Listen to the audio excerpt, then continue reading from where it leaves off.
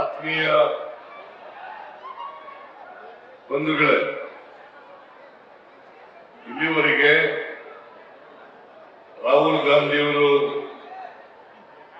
ನಿಮ್ಮನ್ನೆಲ್ಲ ಉದ್ದೇಶಿಸಿ ಭಾಷಣ ಮಾಡಿ ನಮ್ಮ ಪಕ್ಷದ ಅಭ್ಯರ್ಥಿಗೆ ನೀವೆಲ್ಲರೂ ಕೂಡ ಈ ಸಾರಿ ಆಶೀರ್ವಾದ ಮಾಡಿ ಅವರನ್ನ ಲೋಕಸಭೆಗೆ ಕಳಿಸಿಕೊಡ್ಬೇಕು ಅಂತೇಳಿ ನಿಮ್ಮಲ್ಲಿ ಮನವಿಯನ್ನ ಮಾಡಿದ್ದಾರೆ. ನಾನು ಕೂಡ ತಡವಾಗಿ ಬಂದಿದ್ದೇನೆ. ನಾನು ಇವತ್ತು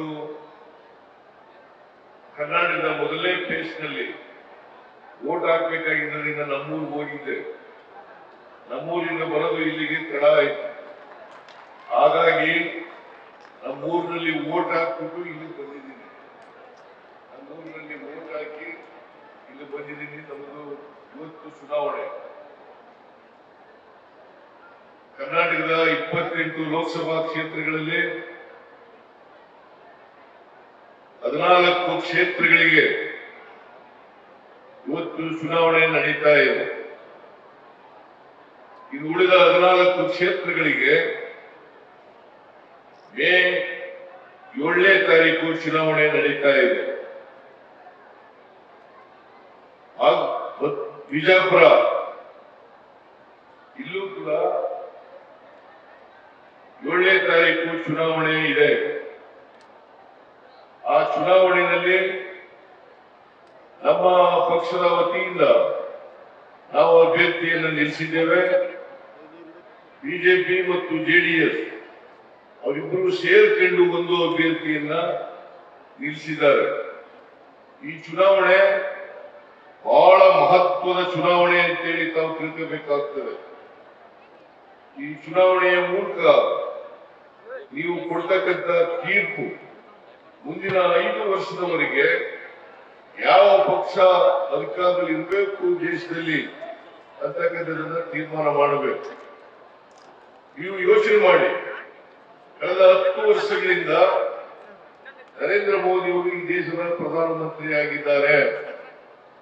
ಈ 10 ವರ್ಷಗಳಲ್ಲಿ ಈ ದೇಶದಲ್ಲಿರ್ತಕ್ಕಂಥ ಬಡವರು, ದಲಿತರು, ಹಿಂದುಳಿದವರು, ಅಲ್ಪಸಂಖ್ಯಾತರು, ಮಹಿಳೆಯರು, ರೈತರು ಇವರು ಪರವಾಗಿ ಏನಾದರೂ ಇವರಿಗೆ ಆರ್ಥಿಕವಾಗಿ, ಸಾಮಾಜಿಕವಾಗಿ ಶಕ್ತಿ ತುಂಬತಕ್ಕಂಥ ಕೆಲಸವನ್ನ ಮಾಡಿದಾರ ಅಂತಕ್ಕಂಥದನ್ನ ತಾವು ಪರಿಶೀಲನೆಯನ್ನು ಮಾಡಬೇಕಾಗ್ತದೆ. ನರೇಂದ್ರ ಮೋದಿ ಅವರು ಈ ದೇಶದ ಬೆಲೆ ಏರಿಕೆ ಬಗ್ಗೆ, ನಿರುದ್ಯೋಗದ ಬಗ್ಗೆ, ರೈತರ ಸಮಸ್ಯೆಗಳ ಬಗ್ಗೆ ಯಾವತ್ತೂ ಕೂಡ ಚರ್ಚೆ ಮಾಡಲ್ಲ. ಅವರು 10 ವರ್ಷಗಳಲ್ಲಿ ಏನ್ ಮಾಡಿದ್ದೇನೆ, ಏನ್ ಸಾಧನೆಗಳನ್ನ ಮಾಡಿದ್ದೇನೆ, ಆ ಸಾಧನೆಗಳನ್ನ ಮುಂದಿಟ್ಟು ನಿಮ್ಮ ಓಟ್ಗಳನ್ನ ಕೇಳಬೇಕು. ಆದರೆ ಅವರು ಮಾಡಿರ್ತಕ್ಕಂಥ ಸಾಧನೆಗಳನ್ನ ಎಲ್ಲೂ ಕೂಡ ಹೇಳಲ್ಲ. ಭಾವನಾತ್ಮಕವಾದಂಥ ವಿಚಾರಗಳನ್ನ ಪ್ರಸ್ತಾಪ ಮಾಡಿ ನಿಮ್ಮ ಭಾವನೆಗಳನ್ನ ಕೇಳಿಸಿ ಧರ್ಮಗಳ ನಡುವೆ, ಜಾತಿಗಳ ನಡುವೆ ಬೆಂಕಿ ಇರ್ತಕ್ಕಂಥ ಕೆಲಸವನ್ನು ಮಾಡ್ತಾ ಇದ್ದಾರೆ. ಇತ್ತೀಚೆಗೆ ಅವರ ಭಾಷಣಗಳನ್ನು ನೋಡಿರ್ಬೇಕು ನೀವೆಲ್ಲ.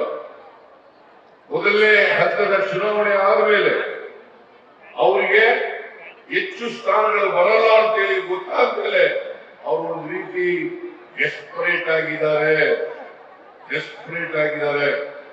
ಅವರು ಹತಾಶರಾಗಿ ಸಂಬಂಧಪಡದ ಅನೇಕ ವಿಚಾರಗಳನ್ನ ಪ್ರಸ್ತಾಪ ಮಾಡ್ತಾ ಇದ್ದಾರೆ. ನಿಮಗೆ ಗೊತ್ತಿರಬಹುದು, ಈ ಜನರ, ಭಾರತ ದೇಶದ ಎಲ್ಲ ಜನರ ಸಾಮಾಜಿಕ ನ್ಯಾಯ ಕೊಡ್ತಕ್ಕಂಥದ್ದು ಸಂವಿಧಾನದಲ್ಲಿ ಹೇಳಿದೆ. 14ನೇ ಆರ್ಟಿಕಲ್ 14 ಅದರಲ್ಲಿ ಈ ದೇಶದಲ್ಲಿರ್ತಕ್ಕಂಥ ಎಲ್ಲ ಜನರು ಕೂಡ ಕಾನೂನು ದೃಷ್ಟಿಯಿಂದ ಸಮಾನರು. Equality before law, equal protection of law. 15-16ರಲ್ಲಿ ಬಹಳ ಸ್ಪಷ್ಟವಾಗಿ ಹೇಳಿದೆ. ಯಾರು ಆರ್ಥಿಕವಾಗಿ, ಆಮೇಲೆ ಸಾಮಾಜಿಕವಾಗಿ, ಶೈಕ್ಷಣಿಕವಾಗಿ ಹಿಂದೆ ಉಳಿದಿದ್ದಾರೆ ಅವರಿಗೆ ಮೀಸಲಾತಿಯನ್ನು ಕೊಡಬೇಕು ಅಂತಕ್ಕಂಥದ್ದು. ಅದರಲ್ಲಿ ಹಿಂದೂಗಳು ಕೂಡ ಬರ್ತಾರೆ, ಮುಸಲ್ಮಾನರು ಕೂಡ ಬರ್ತಾರೆ, ಕ್ರಿಶ್ಚಿಯನ್ರು ಕೂಡ ಬರ್ತಾರೆ, ಎಲ್ಲ ಧರ್ಮದ ಜನರು ಕೂಡ, ಎಲ್ಲ ಜಾತಿಯ ಜನರು ಕೂಡ ಬರ್ತಾರೆ. ಅದರಿಂದ ಮುಸಲ್ಮಾನರಿಗೆ ನಾವು ಮೀಸಲಾತಿ ಕೊಡಲಿಕ್ಕೆ ಆಗೋದಿಲ್ಲ ಅಂತ ಹೇಳಲಿಕ್ಕೆ ಸಾಧ್ಯನೇ ಇಲ್ಲ. ಅವರು ಮಾತಾಡ್ತಾ ಇರ್ತಕ್ಕಂಥದ್ದು ಸಂವಿಧಾನಕ್ಕೆ ವಿರುದ್ಧವಾಗಿ ಮಾತನಾಡ್ತಾ ಇದ್ದಾರೆ. ಅವ್ರು ಹೇಳ್ತಾರೆ, ಎಲ್ಲೋ ಒಂದು ಭಾಷಣದಲ್ಲಿ ನಾನು ನೋಡಿದೆ, ಅವ್ರು ಹೇಳ್ತಾರೆ ಮುಸಲ್ಮಾನರಿಗೆ ಹಿಂದೂಗಳಿಗೆ ಕೊಡ್ತಕ್ಕಂಥ ಮೀಸಲಾತಿಯನ್ನ ಕಿತ್ತು, ಹಿಂದುಳಿದ ಜಾತಿಯವರಿಗೆ ಕೊಡ್ತಿದ್ದಂತ ಮೀಸಲಾತಿಯನ್ನ ಕಿತ್ತು ಅಲ್ಪಸಂಖ್ಯಾತರಿಗೆ ಕೊಡ್ತಾ ಇದ್ದಾರೆ, ಮುಸಲ್ಮಾನರಿಗೆ ಕೊಡ್ತಾ ಇದ್ದಾರೆ ಇರ್ತಕ್ಕಂಥ ಮಾತುಗಳನ್ನು ಹೇಳ್ತಾ ಇದ್ದಾರೆ. ಇದು ಒಬ್ಬ ದೇಶದ ಪ್ರಧಾನಮಂತ್ರಿಯಾಗಿ ಈ ರೀತಿಯಾಗಿ ಮಾತುಗಳನ್ನು ಆಡ್ತಕ್ಕಂಥದ್ದು ಅವರ ಪ್ರಧಾನಮಂತ್ರಿ ಸ್ಥಾನಕ್ಕೆ ಚ್ಯುತಿ ಮಾಡ್ತಕ್ಕಂಥ ಕೆಲಸ ಅಂತಕ್ಕಂಥದ್ದನ್ನು ತಾವೆಲ್ಲರೂ ಕೂಡ ಅರ್ಥ ಮಾಡ್ತಕ್ಕಂಥದ್ದು. 1977ರಲ್ಲಿ ಅವನೂರ ಆಯೋಗ ಅಲ್ಪಸಂಖ್ಯಾತರಿಗೆ ಮೀಸಲಾತಿ ಕೊಡಬೇಕು, ಮುಸಲ್ಮಾನರಿಗೆ ಮೀಸಲಾತಿ ಕೊಡಬೇಕು ಅಂತಕ್ಕಂಥ ಶಿಫಾರಸು ಮಾಡಿದೆ. ಆಮೇಲೆ ಚಿನ್ನಪ್ಪರೆಡ್ಡಿ ವರದಿ ಕೂಡ, ಚಿನ್ನಪ್ಪರೆಡ್ಡಿ ಆಯೋಗ ಕೂಡ ಶಿಫಾರಸು ಮಾಡಿದೆ ಮುಸಲ್ಮಾನರಿಗೆ ಮೀಸಲಾತಿಯನ್ನು ಕೊಡಬೇಕು ಅಂತ ಹೇಳಿ. 2004ರಲ್ಲಿ ಈ ದೇಶದಲ್ಲಿ ಮುಸಲ್ಮಾನರಿಗೆ ಮೀಸಲಾತಿ, ಕರ್ನಾಟಕದಲ್ಲಿ ಮೀಸಲಾತಿ ಕೊಡ್ತಕ್ಕಂಥದನ್ನು ಪ್ರಾರಂಭ ಮಾಡೋದು. 4% ಮೀಸಲಾತಿಯನ್ನ ಮುಸಲ್ಮಾನರಿಗೆ 2B ಅಡಿಯಲ್ಲಿ ಕೊಡ್ತಕ್ಕಂಥದನ್ನ ಮಾಡೋದು. 94ನೇ ಇಸ್ವಿನಲ್ಲಿ, 94ರಿಂದ ಇವತ್ತವರೆಗೂ ಕೂಡ ಆ ಮೀಸಲಾತಿ ಹಂಗೇ ಉಳ್ಕೊಂಡು ಬಂದಿದೆ. ಬಸವರಾಜ ಬೊಮ್ಮಾಯಿ ಅವರು ಚೀಫ್ ಮಿನಿಸ್ಟರ್ ಆಗಿರುವಾಗ ಮುಸಲ್ಮಾನರಿಗೆ ಇದ್ದಂತ 4% ಮೀಸಲಾತಿಯನ್ನು ತೆಗೆದುಹಾಕಿದ್ರು. ಅದರ ವಿರುದ್ಧ ಮುಸಲ್ಮಾನ ಮುಖಂಡರುಗಳು ಸುಪ್ರೀಂ ಕೋರ್ಟ್ಗೆ ಅರ್ಜಿಯನ್ನು ಹಾಕಿದ್ರು. ಆ ಅರ್ಜಿನಲ್ಲಿ ವಿಚಾರಣೆ ವೇಳೆಯಲ್ಲಿ ಇದೇ ಬಿಜೆಪಿಯವರು ಅಫಿಡವಿಟ್ ಹಾಕಿ ಅಂಡರ್ಟೇಕ್ ಮಾಡ್ಕೊಂಡಿದ್ದಾರೆ, ನಾವು ಯಥಾಸ್ಥಿತಿಯನ್ನು ಮುಂದುವರಿಸ್ತೇವೆ, ಮುಸಲ್ಮಾನರಿಗೆ ಕೊಟ್ಟಿರ್ತಕ್ಕಂಥ 4% ರಿಸರ್ವೇಶನ್ ಅನ್ನು ಮುಂದುವರಿಸ್ತೇವೆ ಅಂತಕ್ಕಂಥ ಅಫಿಡವಿಟ್ ಅನ್ನು ಕೂಡ ಹಾಕಿದ್ದಾರೆ. ಇವತ್ತು ನರೇಂದ್ರ ಮೋದಿಯವರು ಮುಸಲ್ಮಾನರಿಗೆ ಮೀಸಲಾತಿ ಕೊಟ್ಟಿರ್ತಕ್ಕಂಥದ್ದು ತಪ್ಪು ಅಂತಕ್ಕಂಥ ರೀತಿಯಲ್ಲಿ, ಅದು ಸಂವಿಧಾನ ಬಾಹಿರ ಅಂತಕ್ಕಂಥ ರೀತಿಯಲ್ಲಿ ಮಾತಾಡಿರ್ತಕ್ಕಂಥದ್ದು ನಿಜಕ್ಕೂ ಕೂಡ ಆಶ್ಚರ್ಯವನ್ನು ಉಂಟು ಮಾಡುತ್ತದೆ. ಇದು ಪೋಲರೈಸೇಷನ್ ಮಾಡ್ತಕ್ಕಂಥ ಒಂದು ಕುಟಿಲ ಪ್ರಯತ್ನ ಅಂತಕ್ಕಂಥ ಮಾತುಗಳನ್ನು ಈ ಸಂದರ್ಭದಲ್ಲಿ ಹೇಳಲಿಕ್ಕೆ ಬಯಸ್ತಾ ಇದ್ದೇನೆ.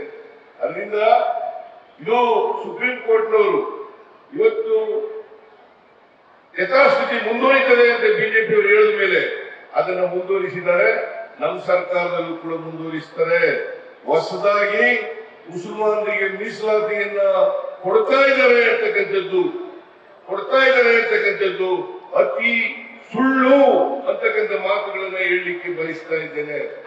ನರೇಂದ್ರ ಮೋದಿ ಅವರಿದ್ದಾರಲ್ಲ, ಸುಳ್ಳು ಹೇಳೋದ್ರಲ್ಲಿ ಪ್ರವೀಣರು. ಬಹುಶಃ ಸ್ವತಂತ್ರ ಭಾರತದಲ್ಲಿ ಬಹಳ ಜನ ಪ್ರೈಮ್ ಮಿನಿಸ್ಟರ್ಗಳು ಬಂದು ಹೋಗಿದ್ದಾರೆ. ಆ ಎಲ್ಲ ಪ್ರೈಮ್ ಮಿನಿಸ್ಟರ್ಗಳಲ್ಲಿ ಹೆಚ್ಚು ಸುಳ್ಳು ಹೇಳದಂತ ಯಾರಾದ್ರೂ ಪ್ರಧಾನಮಂತ್ರಿ ಇದ್ರೆ ಅದು ಮಿಸ್ಟರ್ ನರೇಂದ್ರ ಮೋದಿ ಜಿ ಅಂತ ಗೊತ್ತಾಗ್ತದೆ. ಇದನ್ನ ನೀವು ಅರ್ಥ ಮಾಡ್ಕೋಬೇಕು.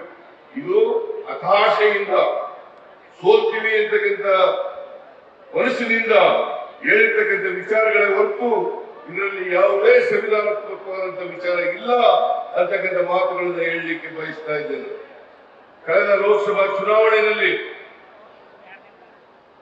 ಈ ದೇಶದ ಜನ, ಕರ್ನಾಟಕದ ಜನ ಬಿಜೆಪಿಗೆ ಮತವನ್ನು ಕೊಟ್ಟರು. ಕರ್ನಾಟಕದಲ್ಲೂ ಕೂಡ 25 ಲೋಕಸಭಾ ಸದಸ್ಯರನ್ನ ಗೆಲ್ಲಿಸಿಕೊಟ್ರು. ಇಲ್ಲಿ ಬಿಜಾಪುರ ರಿಸರ್ವ್ ಕಾನ್ಸ್ಟಿಟ್ಯೂನ್ಸಿನಲ್ಲಿ ಜಿಗಜಿಣಿಗಿಯವರು ಗೆದ್ದು ಬಂದರು. ನಾನು 25 ಜನ ಲೋಕಸಭಾ ಸದಸ್ಯರು ಗೆದ್ದೋದ್ರಲ್ಲ, ಕರ್ನಾಟಕಕ್ಕೆ ಆಗಿರ್ತಕ್ಕಂಥ ಅನ್ಯಾಯವನ್ನ ಪ್ರಶ್ನೆ ಮಾಡಿದ್ದಾರಾ? ಇದು ಇವತ್ತು ನೀವು ವಿಚಾರ ಮಾಡಬೇಕಾಗಿರ್ತಕ್ಕಂಥದ್ದು.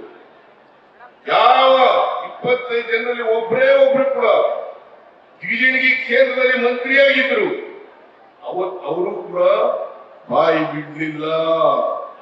ಇವರೆಲ್ಲರಿಗೂ ಕೂಡ ನರೇಂದ್ರ ಮೋದಿ ಅವರು ಕಂಡ್ರೆ ನಡುತ್ತಾ ಇದೆ, ಭಯ ಇದೆ.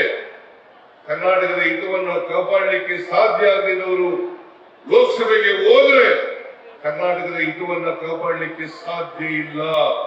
ಅದಕ್ಕೋಸ್ಕರ ಯಾರು ಕರ್ನಾಟಕದ ಬಗ್ಗೆ ಮಾತನಾಡ್ತಾರೆ, ಕರ್ನಾಟಕದ ಅಭಿವೃದ್ಧಿ ಬಗ್ಗೆ ಮಾತಾಡ್ತಾರೆ, ಕರ್ನಾಟಕ ಆಗಿರ್ತಕ್ಕಂಥ ಅನ್ಯಾಯದ ಬಗ್ಗೆ ಮಾತಾಡ್ತಾರೆ, ಅಂತವರು ಲೋಕಸಭೆಗೆ ಹೋಗ್ಬೇಕು.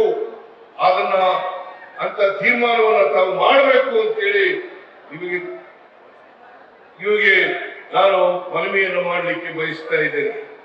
ನರೇಂದ್ರ ಮೋದಿಯವರು 10 ವರ್ಷಗಳ ಕಾಲ ಪ್ರಧಾನಮಂತ್ರಿ ಆಗಿದ್ರು. ನೀವೆಲ್ಲ ಒಮ್ಮೆ ಜ್ಞಾಪಕ ಮಾಡ್ಕೋಬೇಕು. 2014ರಲ್ಲಿ ನರೇಂದ್ರ ಮೋದಿ ಅವರು ಏನೆಲ್ಲ ಹೇಳಿದ್ರು. ವಿದೇಶದಲ್ಲಿ ಕಪ್ಪು ಹಣ ಇದೆ. ಆ ಕಪ್ಪು ಹಣವನ್ನ ತಗೊಂಡು ಎಲ್ಲ ಕುಟುಂಬಗಳಿಗೆ 15 ಲಕ್ಷ ಹಂಚ್ತೇನೆ, ಅವರಿಗೆ ಅವರ ಅಕೌಂಟ್ಗೆ ಜಮಾ ಮಾಡ್ತೇನೆ ಅಂತ ಹೇಳಿದ್ರು. ನಾನು ಕೇಳ್ತೀನಿ, ನಿಮ್ಗೆ 10 ವರ್ಷಗಳಾಯ್ತು, 15 ಲಕ್ಷ ಕೊಡ್ತೀನಿ ಅಂತ ಹೇಳಿದ್ರು ಇವರು ನರೇಂದ್ರ ಮೋದಿ ಅವರು. ನಿಮಗೆ ಏನಾದ್ರು 15 ಲಕ್ಷ ಆದ್ರೂ ಕೂಡ ನಿಮ್ಗೆ ಬಂದಿದೆಯಾ? 15 ಲಕ್ಷ ಬಂದಿದೆಯಾ? ಹೋಗಿ 15 ಪೈಸೆ ಬಂದಿದೆಯಾ? ಬಂದಿಲ್ಲ. ಮತ್ತೆ ನರೇಂದ್ರ ಮೋದಿ ಹೇಳದಂತ ಮೊದಲನೇ ಸುಳ್ಳಲ್ಲ ಇದು. ಆಮೇಲೆ ಎರಡನೇ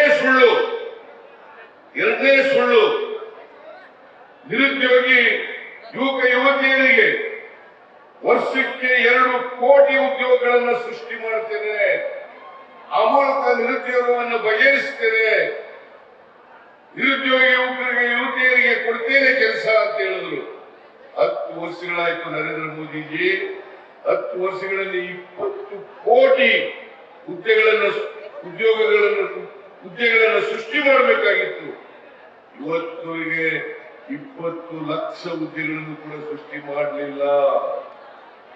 ಯಾವ ನಿರುದ್ಯೋಗಿ ಯುವತಿಯರು ನಮಗೆ ಕೆಲಸ ಕೊಡಿ ಅಂತ ಕೇಳಿದ್ರೆ ಬೋಂಡಾ ಮಾರಕ್ ಹೋಗಿ, ಪಕೋಡ ಮಾರಕ್ ಹೋಗಿ ಅಂತ ಹೇಳ್ತೀರಲ್ಲ, ಇದು ಅತ್ಯಂತ ಬೇಜವಾಬ್ದಾರಿತನದ ಮಾತು ಅಲ್ಲವೇ ಅಂತಕ್ಕಂಥ ಪ್ರಶ್ನೆಯನ್ನ ನರೇಂದ್ರ ಮೋದಿ ಅವರಿಗೆ ನೀವು ಕೇಳಬೇಕಾಗ್ತದೆ. ಉದ್ಯೋಗ ಸೃಷ್ಟಿ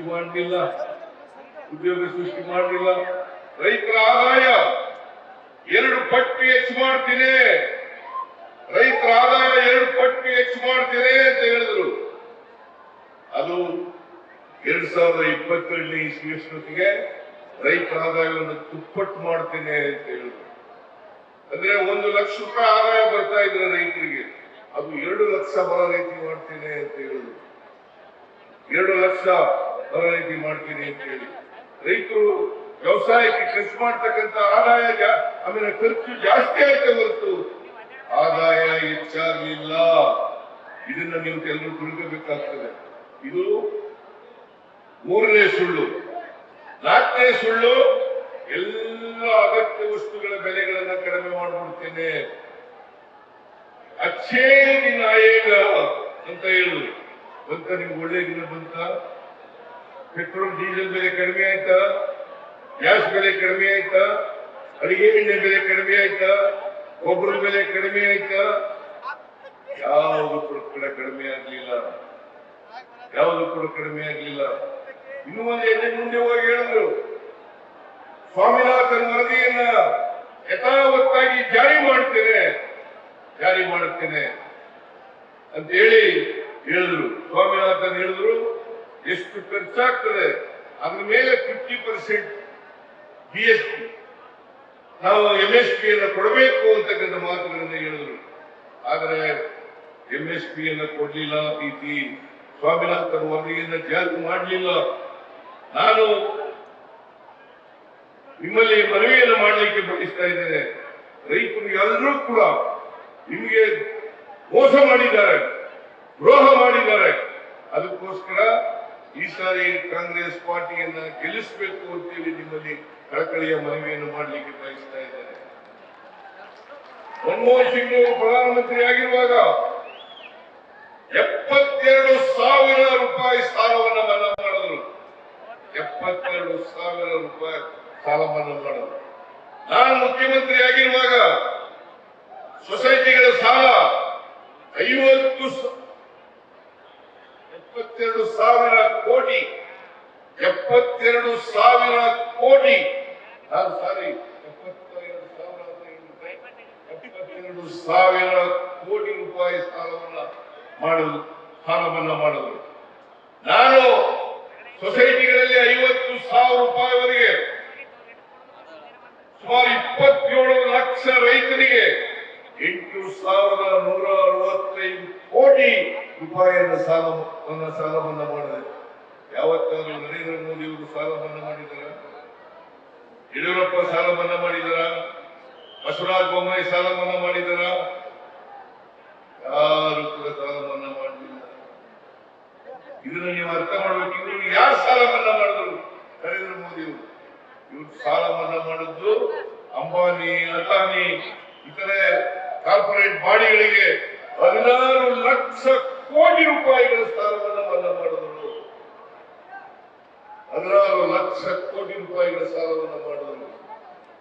ಅವರು ರೈತರ ಸಾಲ ಮನ್ನಾ ಮಾಡಿ ಅಂತಂದ್ರೆ ದುಡ್ಡಿಲ್ಲ, ಸಾಲ ಮನ್ನಾ ಮಾಡಕ್ಕಾಗಲ್ಲ ಅಂತ ಹೇಳಿದವರು ಬಂಡವಾಳಶಾಹಿಗಳು, ಕೈಗಾರಿಕೋದ್ಯಮಿಗಳ ಸಾಲ 16 ಲಕ್ಷ ಕೋಟಿ ರೂಪಾಯಿಗಳ ಸಾಲವನ್ನು ಮನ್ನಾ ಮಾಡಿದರು ನರೇಂದ್ರ ಮೋದಿಯವರು. ಇಲ್ಲಿ ಯಡಿಯೂರಪ್ಪ ಮುಖ್ಯಮಂತ್ರಿ ಆಗಿರುವಾಗ ಒಮ್ಮೆ ನಮ್ಮ ಪಕ್ಷದ ಸದಸ್ಯ ಉಗ್ರಪ್ಪನವರು ಕೌನ್ಸಿಲ್ನಲ್ಲಿ ಪ್ರಶ್ನೆಯನ್ನ ಕೇಳ್ತಾರೆ, ಯಡಿಯೂರಪ್ಪನವರೇ ದೇಶದಲ್ಲಿ ಬರಗಾಲ ಇದೆ, ಸಾಲ ಮನ್ನಾ ಮಾಡಿ ಅಂತ ಹೇಳಿದಾಗ ಯಡಿಯೂರಪ್ಪನವರು ಉತ್ತರ ಏನು ಗೊತ್ತಾ? ನಮಗೆ ನೋಟ್ ಪ್ರಿಂಟ್ ಮಾಡೋ ಮಿಷಿನ್ ಇಲ್ಲ, ನೋಟ್ ಪ್ರಿಂಟ್ ಮಾಡಿ ದುಡ್ಡನ್ನ ಗಳಿಸಲಿಕ್ಕೆ ಸಾಧ್ಯ ಆಗಲ್ಲ, ದುಡ್ಡಿಲ್ಲ, ಅದಕ್ಕೋಸ್ಕರವಾಗಿ ಸಾಲ ಮನ್ನಾ ಮಾಡಕ್ಕಾಗಲ್ಲ. ಇವ್ರ ಹತ್ರ ಎಲ್ಲ ಇರೋದು ಏನಪ್ಪಾ ಅಂತಂದ್ರೆ ನೋಟ್ ಎಣಿಸ್ತಕ್ಕಂಥ ಮಿಷಿನ್ ಇದೆಯೇ ಹೊರತು ನೋಟ್ ಪ್ರಿಂಟ್ ಮಾಡೋ ಮಿಷಿನ್ ಇಟ್ಕೊಳ್ಳಕ್ಕಾಗೋದಿಲ್ಲ. ಇವರು ಈ ರಾಜ್ಯವನ್ನ ಲೂಟಿ ಹೊಡೆದು ಏನು ಅಭಿವೃದ್ಧಿ ಕೆಲಸ ಮಾಡಿದ್ದೇವೆ. 3 ವರ್ಷ 10 ತಿಂಗಳು ಬಿಜೆಪಿಯವರು ವಾಮ ಮಾರ್ಗದಿಂದ ಕರ್ನಾಟಕಕ್ಕೆ ಬಂದು ಅಧಿಕಾರವನ್ನು ಆರ್ಥಿಕವಾಗಿ ದಿವಾಳಿ ಮಾಡಿ ಹೊರಟಿದ್ದಾರೆ. ಆಮೇಲೆ ಹೇಳಿದ್ರು, ನಾವು ರೂಪಾಯಿ ಮೌಲ್ಯವನ್ನು ಹೆಚ್ಚು ಮಾಡ್ತೇವೆ, ಡಾಲರ್ಸ್ ಬೆಲೆಯನ್ನು ಕಡಿಮೆ ಮಾಡ್ತೀವಿ ಅಂತ ಹೇಳಿದ್ರು. 2014ರಲ್ಲಿ ಒಂದು ಡಾಲರ್ ಬೆಲೆ ಡಾಲರ್ಗೆ 58 ರೂಪಾಯಿ. ಇವತ್ತು ಒಂದು ಡಾಲರ್ಗೆ 83 ರೂಪಾಯಿ ಇದೆ. 83 ರೂಪಾಯಿ. ಅಗತ್ಯ ವಸ್ತುಗಳ ಬೆಲೆಗಳನ್ನು ಇಳಿಸ್ತೀವಿ ಅಂತಂದ್ರು. ಅವತ್ತು ಡೀಸೆಲ್ 2014ರಲ್ಲಿ 1 ಲೀಟರ್ ಡೀಸೆಲ್ಗೆ 48 ರೂಪಾಯಿ ಇತ್ತು, ಇವತ್ತು 95 ರೂಪಾಯಿ. 1 ಲೀಟರ್ ಪೆಟ್ರೋಲ್ ಅವತ್ತು 70 ರೂಪಾಯಿ ಇತ್ತು, ಇವತ್ತು 105 ರೂಪಾಯಿ. ಗ್ಯಾಸ್ ಸಿಲಿಂಡರ್ ಒಂದಕ್ಕೆ 414 ರೂಪಾಯಿ ಇತ್ತು, ಇವತ್ತು 950 ರೂಪಾಯಿ. ನರೇಂದ್ರ ಮೋದಿ ಅಚ್ಚೇ ದಿನ ಹೇಗೆ ಇರ್ತದಪ್ಪ ಬಂತ ಬೆಲೆ ನಿಯಂತ್ರಣ ಮಾಡದಲ್ಲಿ ಸಂಪೂರ್ಣವಾಗಿ ವಿಫಲವಾಗಿದ್ದಾರೆ ನರೇಂದ್ರ ಮೋದಿ. ಅವರು ಕೊಟ್ಟ ಮಾತುಗಳನ್ನ ಯಾವುದನ್ನು ಕೂಡ ಈಡೇರಿಸಲಿಕ್ಕೆ ಸಾಧ್ಯ ಆಗಿಲ್ಲ. ಅದಕ್ಕಾಗಿ ಬೆಲೆ ಏರಿಕೆ ಬಗ್ಗೆ, ನಿರುದ್ಯೋಗದ ಬಗ್ಗೆ ಎಲ್ಲೂ ಕೂಡ ಅವರು ಪ್ರಸ್ತಾಪವನ್ನ ಮಾಡಲ್ಲ. ರೈತರ ಸಮಸ್ಯೆಗಳ ಬಗ್ಗೆ ಮಾತಾಡಲ್ಲ. ಇವತ್ತು ಅನೇಕ ತಿಂಗಳುಗಳಿಂದ ರೈತರು ಹೋರಾಟ ಮಾಡ್ತಾ ಇದ್ದಾರೆ. ನಮಗೆ ನ್ಯಾಯಯುತವಾದಂತ ಬೆಲೆಯನ್ನು ಕೊಡಿ, ಎಂಎಸ್ಪಿಗೆ ಕಾನೂನನ್ನು ಮಾಡಿ. ಇವತ್ತವರಿಗೆ ಜಪ್ಪಯ್ಯ ಆದರೂ ಕೂಡ ನರೇಂದ್ರ ಮೋದಿ ಅವರು ರೈತರ ಡಿಮ್ಯಾಂಡ್ಗಳಿಗೆ ಒಪ್ಪಿಗೆ ಕೊಟ್ಟಿಲ್ಲ. ಅದಕ್ಕೋಸ್ಕರ ನರೇಂದ್ರ ಮೋದಿ ಅವರು ರೈತರ ಸಮಸ್ಯೆಗಳನ್ನ ಬಗೆಹರಿಸಲಿಕ್ಕೆ ಸಂಪೂರ್ಣ ವಿಫಲರಾಗಿದ್ದಾರೆ ಅಂತಕ್ಕಂಥದನ್ನ ತಿಳ್ಕೋಬೇಕಾಗ್ತದೆ. ಇವತ್ತು ಬೆಲೆ ಏರಿಕೆ ಆಗಿರೋದ್ರಿಂದ, ನಿರುದ್ಯೋಗದ ಸಮಸ್ಯೆ ಆಗಿರೋದ್ರಿಂದ ಜನರಿಗೆ ಜೀವನ ಮಾಡೋದು ಬಹಳ ಕಷ್ಟ ಆಗಿದೆ. ಅದಕ್ಕೋಸ್ಕರ ನಮ್ಮ ಸರ್ಕಾರ ನಾವು ಪ್ರಣಾಳಿಕೆಯನ್ನ 2023 ವಿಧಾನಸಭಾ ಚುನಾವಣೆಯಲ್ಲಿ ಬಿಡುಗಡೆ ಮಾಡಿದ್ದೀವಿ. ಅದರಲ್ಲಿ ಪ್ರಮುಖವಾಗಿ 5 ಗ್ಯಾರಂಟಿಗಳನ್ನ ಜಾರಿ ಮಾಡುತ್ತೇವೆ.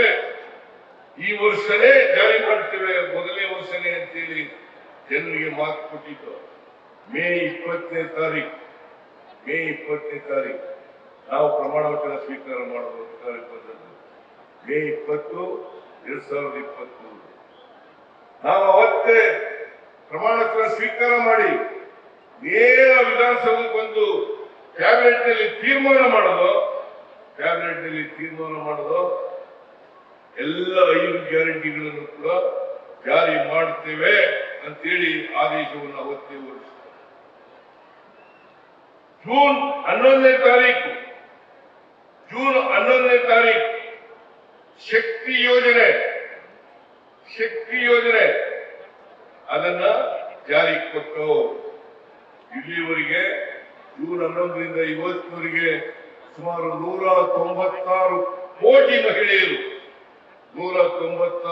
ಕೋಟಿ ಮಹಿಳೆಯರು ಫ್ರೀಯಾಗಿ ಸರ್ಕಾರಿ ಬಸ್ನಲ್ಲಿ ಟ್ರಾವೆಲ್ ಮಾಡಿದ್ದಾರೆ. ಹೌದಾ? ಫ್ರೀಯಾಗಿ ಟ್ರಾವೆಲ್ ಮಾಡಿದ್ದಾರೆ. ಇದನ್ನ ನಾವು ಜೂನ್ 11ರಲ್ಲಿ ಜಾರಿ ಕೊಟ್ಟು ಅನ್ನಭಾಗ್ಯ ಕಾರ್ಯಕ್ರಮ, ನಾನು ಇಲ್ಲೇ ಮುಖ್ಯಮಂತ್ರಿ ಆಗಿರುವಾಗ 7 ಕೆಜಿ ಅಕ್ಕಿಯನ್ನು ಪ್ರತಿ ತಿಂಗಳು ಪ್ರತಿ ಕುಟುಂಬಕ್ಕೆ BPL ಕಾರ್ಡ್ಗೆ 7 ಕೆಜಿ ಕೊಡ್ತಾ ಇದ್ದೆ. ಈ ಯಡಿಯೂರಪ್ಪ ಅವರು ಮುಖ್ಯಮಂತ್ರಿ ಆದ್ಮೇಲೆ 7 ಕೆಜಿಯಿಂದ 5 ಕೆಜಿಗೆ ಇಳಿಸಿದ್ರು. ನಾನು ಯಡಿಯೂರಪ್ಪ ಅವ್ರಿಗೆ ಕೇಳಿದೆ, ಯಡಿಯೂರಪ್ಪನವರೇ ಯಾಕೆ ನೀವು ಬಡವರ ಹೊಟ್ಟೆ ಮೇಲೆ ಹೊಡೆದಿದ್ದೀರಿ? 7 ಕೆಜಿಯಿಂದ 5 ಕೆಜಿಗೆ ಯಾಕೆ ನೀವು ಇಳಿಸಿದ್ರೆ? ಮತ್ತೆ 7 ಕೆಜಿ ಮಾಡ್ರಿ ಅಂತ ಹೇಳಿದೆ. ಯಡಿಯೂರಪ್ಪನವರು ಒಪ್ಪಲಿಲ್ಲ, 7 ಕೆಜಿ ಮಾಡಕ್ಕೆ ಒಪ್ಪಲಿಲ್ಲ. ಆಮೇಲೆ ನಾವು ಕಳೆದ ವಿಧಾನಸಭಾ ಚುನಾವಣೆಯಲ್ಲಿ ಜನರಿಗೆ ಭರವಸೆಯನ್ನು ಕೊಟ್ಟು ನಾವು ಅಧಿಕಾರಕ್ಕೆ ಬಂದ್ರೆ ಈ ಕೊಡ್ತಾ ಇರ್ತಕ್ಕಂಥ 5 ಕೆಜಿ ಜೊತೆಗೆ ಇನ್ನೂ 5 ಕೆಜಿ ಹೆಚ್ಚಾಗಿ ಕೊಡ್ತೇವೆ ಅಂತ ಹೇಳಿ ನಾವು ಜನತೆಗೆ ಮಾತು ಕೊಟ್ಟು, ಆ ಮಾತಿನಂತೆ 5 ಕೆಜಿ ಕೊಡ್ಲಿಕ್ಕೆ ಫುಡ್ ಕಾರ್ಪೊರೇಷನ್ ಆಫ್ ಇಂಡಿಯಾದವ್ರು ಕರೆದು ನಾವು ದುಡ್ಡು ಕೊಡ್ತೀವಿ, ಅಕ್ಕಿ ಕೊಡ್ರಿ ಅಂತ ಹೇಳಿದ್ರು. ಅವರು ಒಪ್ಕೊಂಡು ಪತ್ರನೂ ಕೂಡ ಕೊಟ್ಟರು. ಆಮೇಲೆ 3 ದಿನದ ಮೇಲೆ ಕೊಡ್ಲಿಕ್ಕಾಗಲ್ಲ ಅಂತ ಹೇಳಿದ್ರು. ನಾನು ಕೇಳಿದೆ ಫುಡ್ ಕಾರ್ಪೊರೇಷನ್ ಆಫ್ ಇಂಡಿಯಾ ಮ್ಯಾನೇಜರ್ಗೆ, ಯಾಕೆ ನೀವು ಅಕ್ಕಿ ಕೊಡ್ತೀವಿ ಅಂತ ಪತ್ರ ಬರೆದು ಈಗ ಕೊಡಲ್ಲ ಅಂತ ಹೇಳ್ತಾ ಇದ್ದೀರಿ ಅಂತಂದ್ರೆ, ಇಲ್ಲ ಕೇಂದ್ರ ಸರ್ಕಾರ ನಮಗೆ ಕೊಡಬೇಡಿ ಅಂತ ಹೇಳಿದ್ದಾರೆ, ಅದಕ್ಕೋಸ್ಕರ ನಾವು ಕೊಡಕ್ಕಾಗಲ್ಲ. ಸರ್ಕಾರದ ಆಜ್ಞೆಯನ್ನು ಧಿಕ್ಕರಿಸಿ ಬಡವರಿಗೆ ಅಕ್ಕಿ ಕೊಡಬೇಕಾಗಿರ್ತಕ್ಕಂಥದನ್ನ ಕೊಡ್ಲಿಕ್ಕಾಗಲ್ಲ. ಇದು ಬಡವರಿಗೆ ನರೇಂದ್ರ ಮೋದಿ ಅವರ ಸರ್ಕಾರ ಮಾಡಿದಂತ ಮಹಾ ಮೋಸ ಮತ್ತು ದ್ರೋಹ ಅಂತಕ್ಕಂಥ ಮಾತುಗಳನ್ನ ಹೇಳಲಿಕ್ಕೆ ಬಯಸ್ತಾ ಇದ್ದೇನೆ. ಆಮೇಲೆ ನಾವು ಅಕ್ಕಿ ಕೊಡ್ಲಿಕ್ಕೆ Punjab chief minister, Chhattisgarh chief minister, ಆಮೇಲೆ Telangana chief minister, Andhra chief minister ಜೊತೆ ನಾನೇ ಸ್ವತಃ ಮಾತಾಡಿದೆ. ಅವ್ರ ಹತ್ರ ಅಕ್ಕಿ ಸಿಕ್ಕಲಿಲ್ಲ. ಅಕ್ಕಿ ಸಿಕ್ಕದೇ ಇರೋದ್ರಿಂದ ಹಣ ಕೊಡಬೇಕು ಅಂತೇಳಿ ಕ್ಯಾಬಿನೆಟ್ ನಲ್ಲಿ ತೀರ್ಮಾನ ಮಾಡೋದು. ಪ್ರತಿಯೊಬ್ಬರಿಗೆ 5 ಕೆಜಿಗೆ ಎಷ್ಟು ದುಡ್ಡಾಗ್ತದೆ? 34 ರೂಪಾಯಿನಂತೆ 170 ರೂಪಾಯಿ ಕೊಡ್ತಾ ಇದ್ದೀವಿ. 170 ರೂಪಾಯಿ ಕೊಡ್ತಾ ಇದೀವೋ ಇಲ್ಲ? ಈಗ ಕೊಡ್ತಾ ಇದೀವೋ ಇಲ್ಲ? 170 ರೂಪಾಯಿ ಕೊಡ್ತಾ ಇದೀವಿ. ಆ ದುಡ್ಡು ಉಳಿತದೆ. ಬಸ್ ಚಾರ್ಜ್ ಕೊಡ್ಬೇಕಾಗಿರೋದು ಉಳಿತದೆ. ಈಗ ಎಲ್ಲರೂ ಕೂಡ ಎಲ್ಲಿ ಬೇಕಾದ್ರೂ ಹೋಗ್ಬೋದು ಬಸ್ನಲ್ಲಿ. ಕರ್ನಾಟಕದ ಒಳಗಡೆ ಯಾವ ದೇವಸ್ಥಾನಗಳಿಗಾದ್ರೂ ಹೋಗ್ಬೋದು, ಯಾವ ಪ್ರೇಕ್ಷಣೀಯ ಸ್ಥಳಗಾದ್ರೂ ಹೋಗ್ಬೋದು, ತವ್ರ ಮನೆಗೆ ಹೋಗ್ಬೋದು, ನೆಂಟರ ಮನೆಗೆ ಹೋಗ್ಬೋದು, ಸ್ನೇಹಿತರ ಮನೆಗೆ ಹೋಗ್ಬೋದು, ಫ್ರೀಯಾಗಿ ಹೋಗ್ಲಿಕ್ಕೆ. ನಾನು ಮೊನ್ನೆ ಅರಸೀಕೆರೆಗೆ ಹೋಗಿದ್ದೆ. ಒಬ್ಬ ಹೆಣ್ಮಗಳು ಬಂದ್ರು, ಹೂನಾರ ಹಿಡ್ಕೊಂಡು ಬಂದಿದ್ರು.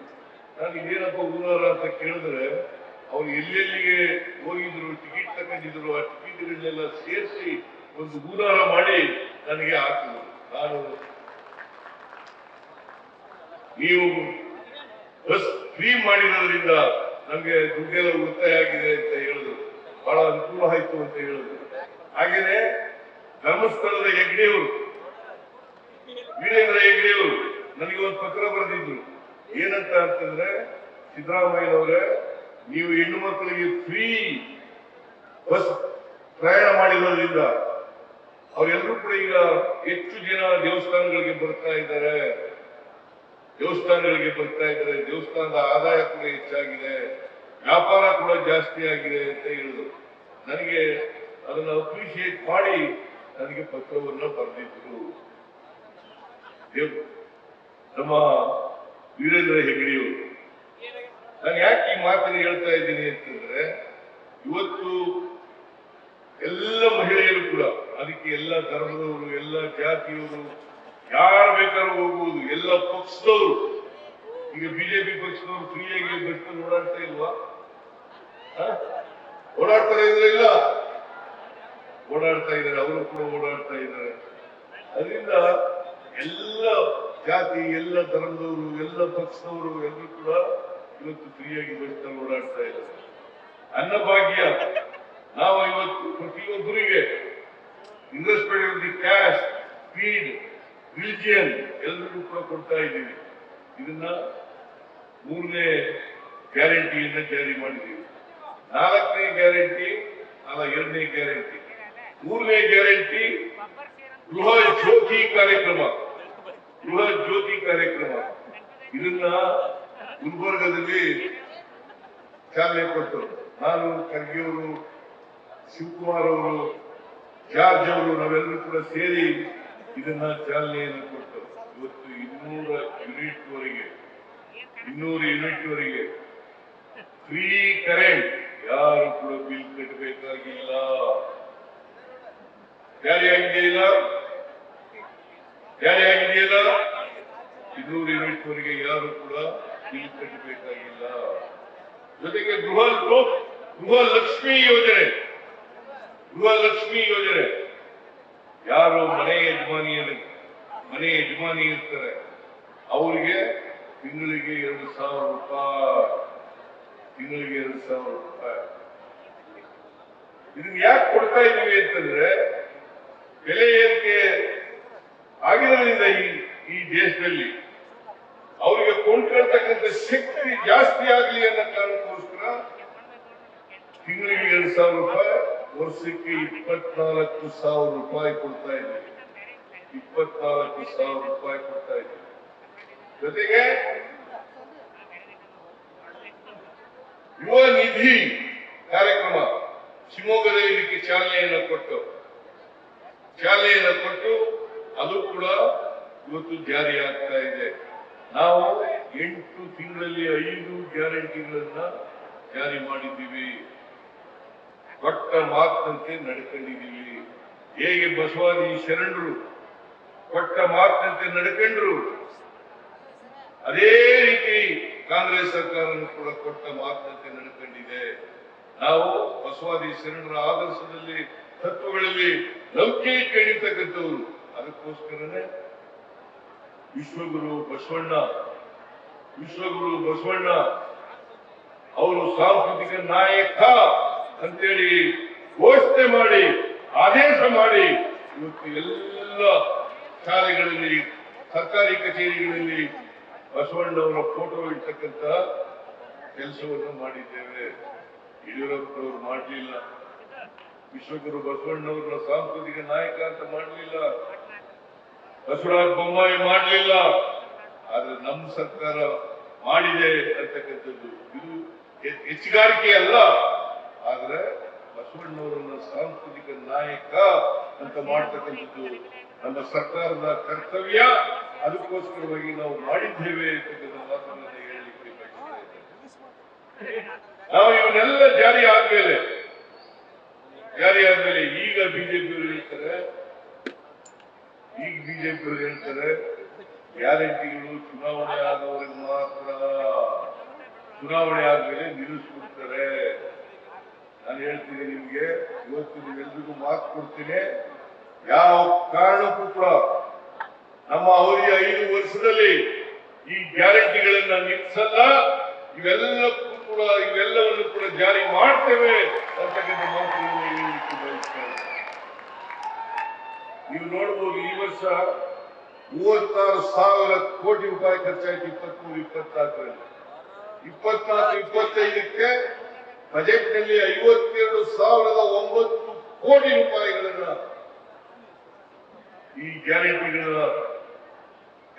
ಯೋಜನೆಗಳಿಗೆ ಹಣ ಮೀಸಲಿಡ್ತಕ್ಕಂಥ ಕೆಲಸವನ್ನು ಮಾಡಿದ್ದೀವಿ.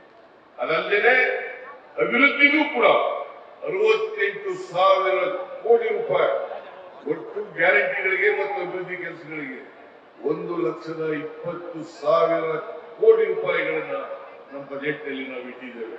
ಅದರಿಂದ ಬಿಜೆಪಿಯವರು ಅವರು ಹತಾಶರಾಗಿ ಸುಳ್ಳು ಹೇಳ್ತಾ ಇದ್ದಾರೆ. ಅವರಿಗೆ ಈ ಗ್ಯಾರಂಟಿಗಳನ್ನ ಬಡವರಿಗೆ ಕೊಡ್ತಕ್ಕಂಥದ್ದು ಇಷ್ಟ ಇಲ್ಲ. ಅವರಿಗೆ ಗ್ಯಾರಂಟಿಗಳ ಬಗ್ಗೆ ಬಹಳ ಲಘುವಾಗಿ ಮಾತಾಡ್ತಾರೆ. ಅದಕ್ಕೋಸ್ಕರ ನೀವರಿಗೆ ಒಂದು ಅವಕಾಶ ಇದೆ. ಈ ಅವಕಾಶವನ್ನು ಉಪಯೋಗಿಸಿಕೊಂಡು ತಕ್ಕ ಪಾಠವನ್ನ ಬಿಜೆಪಿಯವರಿಗೆ ಕಲಿಸ್ತಕ್ಕಂಥ ಕೆಲಸವನ್ನು ಮಾಡಬೇಕು ಅಂತೇಳಿ ನಿಮ್ಮಲ್ಲಿ ಅತ್ಯಂತ ಕಳಕಳಿಯಿಂದ ಪ್ರಾರ್ಥನೆಯನ್ನು ಮಾಡಲಿಕ್ಕೆ ಬಯಸ್ತಾ ಇದ್ದೇನೆ. ಆಲ್ ಇಂಡಿಯಾ ಕಾಂಗ್ರೆಸ್ ಪಾರ್ಟಿ ಅವರು ಕೂಡ ಈ ಚುನಾವಣೆಗೆ 25 ಗ್ಯಾರಂಟಿಗಳನ್ನ ಘೋಷಣೆ ಮಾಡಿದ್ದಾರೆ. 5 ಗ್ಯಾರಂಟಿಗಳಿಗೆ ಮಲ್ಲಿಕಾರ್ಜುನ ಖರ್ಗೆ ಅವರು, ರಾಹುಲ್ ಗಾಂಧಿ ಅವರು ಸೈನ್ ಮಾಡಿ ಗ್ಯಾರಂಟಿ ಕಾರ್ಡ್ ಅನ್ನ ಎಲ್ಲರಿಗೂ ಕೂಡ ಹಂಚತಕ್ಕಂಥ ಕೆಲಸವನ್ನು ಮಾಡಿದ್ದಾರೆ. 1ನೇ ಗ್ಯಾರಂಟಿ ಅಖಿಲ ಭಾರತ ಕಾಂಗ್ರೆಸ್ ಪಾರ್ಟಿ ಅವರು ಮಾಡಿರ್ತಕ್ಕಂಥದ್ದು ಬಡ ಕುಟುಂಬದ ಒಬ್ಬ ಮಹಿಳೆಗೆ ವರ್ಷಕ್ಕೆ 1,00,000 ರೂಪಾಯಿ,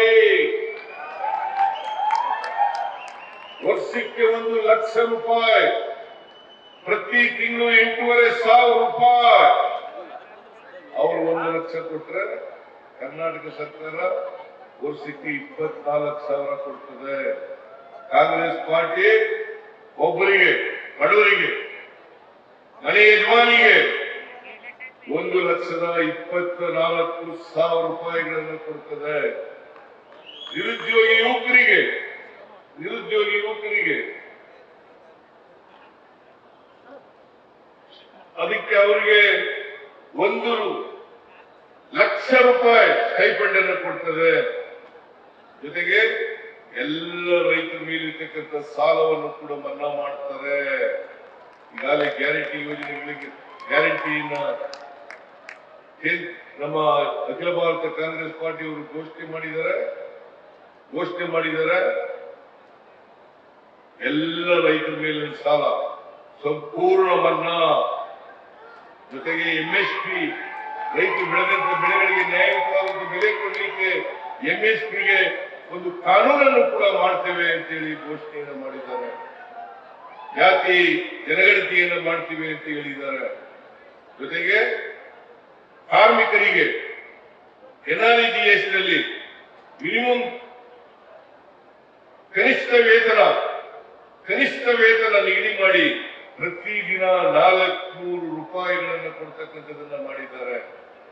ಅದರಿಂದ ನಮ್ಮ ಉದ್ದೇಶ ಕರ್ನಾಟಕದಿರ್ಬೋದು, ಕೇಂದ್ರದಲ್ಲಿ ಇರ್ತಕ್ಕಂಥ AICC ಇರ್ಬೋದು, ನಮ್ಮ ಉದ್ದೇಶ ಬಡವರು ಯಾರಿದ್ದಾರೆ, ಬಡತನದ ರೇಖೆಯಿಂದ ಕೆಳಗಡೆ ಇದ್ದಾರೆ, ಅವಕಾಶಗಳಿಂದ ವಂಚಿತರಾಗಿರ್ತಕ್ಕಂಥ ಜನ ಯಾರಿದ್ದಾರೆ, ಅವರೆಲ್ಲರಿಗೂ ಕೂಡ ಜಾತಿ, ಧರ್ಮ, ಪಕ್ಷ, ಭಾಷೆ ಯಾವುದೂ ಇಲ್ಲೇ ಕೂಡ ಅವರಿಗೆ ಆರ್ಥಿಕವಾಗಿ ಶಕ್ತಿ ತುಂಬಬೇಕು ಅಂತಕ್ಕಂಥದ್ದು ನಮ್ಮ ಉದ್ದೇಶ.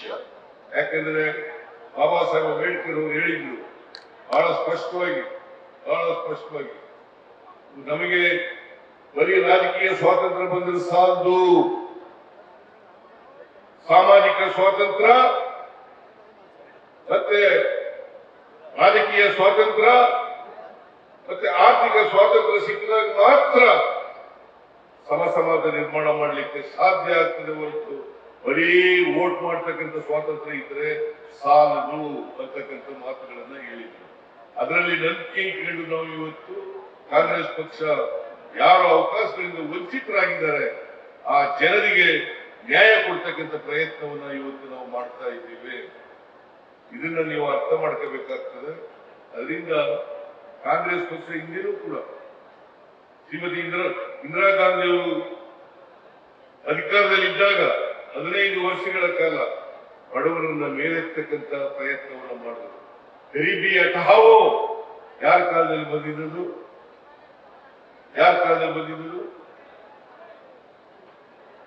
ಕಾಂಗ್ರೆಸ್ ಕಾಲದಲ್ಲಿ. ಲ್ಯಾಂಡ್ ರಿಫಾರ್ಮ್ಸ್ ಆಕ್ಟ್ ಯಾರ ಕಾಲದಲ್ಲಿ ಬಂದದ್ದು?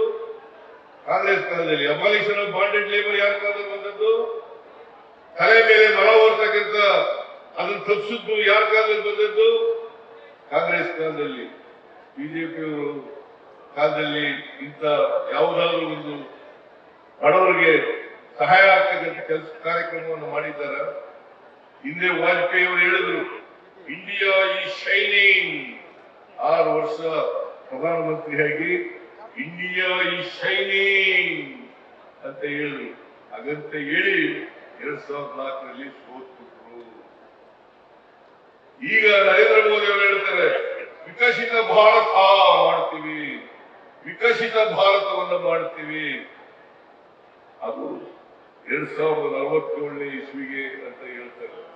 2047ನೇ ಇಸ್ವಿಗೆ ವಿಕಸಿತ ಭಾರತವನ್ನು ಮಾಡ್ತೇವೆ. ಮತ್ತೆ ಭಾರತೀಯ ಜನತಾ ಪಕ್ಷದವರು ಈ ಸಾರಿ ಸೋಲ್ತಾರೆ. ಈ ಚುನಾವಣೆಯಲ್ಲಿ ಅವ್ರಿಗೂ ಗೊತ್ತಾಗಿದೆ ನಾವು ಸೋಲ್ತೀವಿ ಅಂತಕ್ಕಂಥ. ಅದು ಈ ವರ್ಷದ ಈ ಲೋಕಸಭಾ ಚುನಾವಣೆಯ ಫಲಿತಾಂಶ ಈಗಾಗಲೇ ಗೊತ್ತಾಗಿದೆ. ಅದಕ್ಕೋಸ್ಕರ ಸೋಲ್ತೀವಿ ಅನ್ನೋದ್ರಿಂದ 4 ಸೀಟ್ಗಳನ್ನ ಗೆಲ್ತೀವಿ. 4 ಸೀಟ್ಗಳು ಯಾಕೆ ಗೊತ್ತಾ? ಇದು 4 ಬೇಕು ಅಂತ ಇರೋದು ಸಂವಿಧಾನ ಬದಲಾವಣೆ ಮಾಡ್ಲಿಕ್ಕೋಸ್ಕರ. ಇವ್ರಿಗೆ ಯಾವತ್ತೂ ಕೂಡ ಬಿಜೆಪಿಯವರಿಗೆ ಸಂವಿಧಾನದ ಬಗ್ಗೆ ಗೌರವ ಇಲ್ಲ, ಬದ್ಧತೆ ಇಲ್ಲ. ಸಂವಿಧಾನದ ದೇಶಗಳನ್ನು ಈಡೇರಿಸಬೇಕು ಅನ್ನೋದ್ರಲ್ಲಿ ಬದ್ಧತೆ ಇಲ್ಲ. ಸಂವಿಧಾನಕ್ಕೆ ವಿರುದ್ಧವಾಗಿ ನಡ್ಕೊಳ್ತಾ ಇರ್ತಕ್ಕಂಥವರು ಭಾರತೀಯ ಜನತಾ ಪಕ್ಷದವರು. ಸಾಮಾಜಿಕ ನ್ಯಾಯಕ್ಕೆ ವಿರುದ್ಧವಾಗಿರ್ತಕ್ಕಂಥವರು ಭಾರತೀಯ ಜನತಾ ಪಕ್ಷದವರು. ಬಡವರಿಗೆ ವಿರೋಧವಾಗಿರ್ತಕ್ಕಂಥವರು ಭಾರತೀಯ ಜನತಾ ಪಕ್ಷದವರು. ಇವತ್ತು ಸಮಾಜದಲ್ಲಿ ಅಸಮಾನತೆ ಇರಬೇಕು ಅಂತ ಹೇಳ್ತಕ್ಕಂಥವ್ರು ಭಾರತೀಯ ಜನತಾ ಪಕ್ಷದವರು. ಅಸಮಾನತೆ ಇದ್ರೂ ಮಾತ್ರ ಶೋಷಣೆ ಮಾಡಲಿಕ್ಕೆ ಸಾಧ್ಯ ಆಗ್ತದೆ. ಅದಕ್ಕೋಸ್ಕರ ತಾವೆಲ್ಲರೂ ಕೂಡ ಈ ಸಾರಿ ದೊಡ್ಡ ಮನಸ್ಸು ಮಾಡಬೇಕು. ನೀವು ನಿಮ್ಮ ಕರ್ನಾಟಕದ ಬಗ್ಗೆ ಮಾತಾಡದೇ ಇರ್ತಕ್ಕಂಥ, ಬಾಯಿ ಬಿಡದೇ ಇರ್ತಕ್ಕಂಥ, ಏನು ಅಭಿವೃದ್ಧಿ ಕೆಲಸಗಳನ್ನು ಮಾಡದೇ ಇರ್ತಕ್ಕಂಥ ಜಿನಿಗೆ ಅವರನ್ನ ಸೋಲಿಸಿ ನಮ್ಮ ಪಕ್ಷದ ಅಭ್ಯರ್ಥಿಯನ್ನ ಗೆಲ್ಲಿಸ್ಕೊಡ್ಬೇಕು ಅಂತೇಳಿ ನಿಮ್ಮೆಲ್ಲ ಅತ್ಯಂತ ಕಳಕಳಿಯಿಂದ ಪ್ರಾರ್ಥನೆ ಮಾಡಿ ನನ್ನ ಮಾತನ್ನು ಮುಗಿಸ್ತೇನೆ. ಜೈ ಹಿಂದ್, ಜೈ ಕರ್ನಾಟಕ, ಜೈ ಕಾಂಗ್ರೆಸ್, ಜೈ ಕಾಂಗ್ರೆಸ್, ಜೈ ಕಾಂಗ್ರೆಸ್. ನ್ಯೂಸ್ ಫಸ್ಟ್ ನಿರ್ಭೀತಿಯಿಂದ ನಿಮ್ಮ ಪರವಾಗಿ.